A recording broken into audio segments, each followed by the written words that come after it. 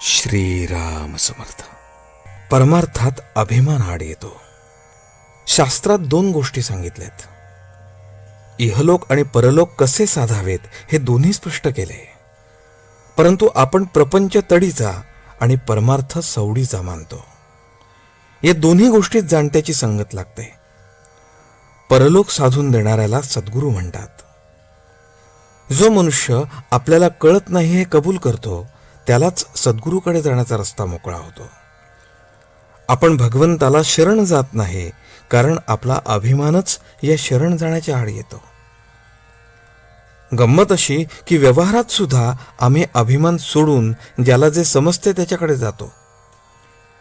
इहलोक अनुभवाचा आणि परलोक अनुमानाचा अशी आपली कल्पना असते. पण इहलोकाचा अनुभव दुःखाचा येतो तरी तो आम्ही सोडत नाही. मग परमार्थाचा अनुभव नाही म्हणून मी तो करत नाही हे म्हणणे लबाडीचे आहे.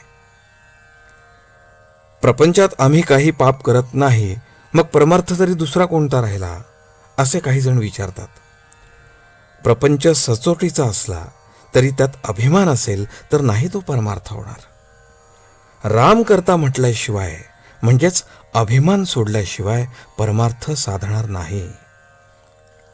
मी देही म्हणू लागलो यात अभिमान आला. देहबुद्धीला कारण म्हणजे वासना. वासना हे सर्वांचे मूळ आहे.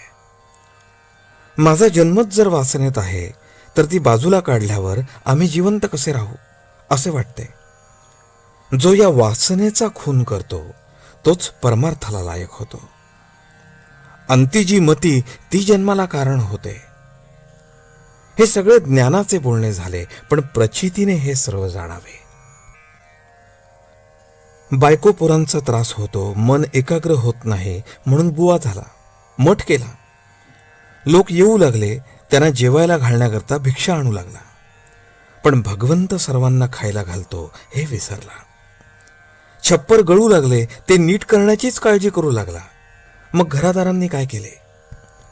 असा बुवा होण्यापेक्षा प्रपंचातच राहिलेले काय वाईट. थोडक्यात म्हणजे प्रपंच समजून जो त्याचे आचरण करेल त्याला तो लवकर साधेल. त्या माणसाला प्रपंच सोडून जायचे कारणच उरणार नाही. जगातले आपले समाधान अगर असमाधान ज्या वृत्तीने आपण जगाकडे पाहतो त्यावर अवलंबून आहे. परमार्थात महत्व बाहेरचे ऐश्वर्य किती आहे याला नसून वृत्ती स्थिर होण्याला आहे. आणि भगवंताचे सतत अनुसंधान हाच वृत्ती स्थिर होण्याचा एकमेव उपाय आहे. आजचे बोधवचन.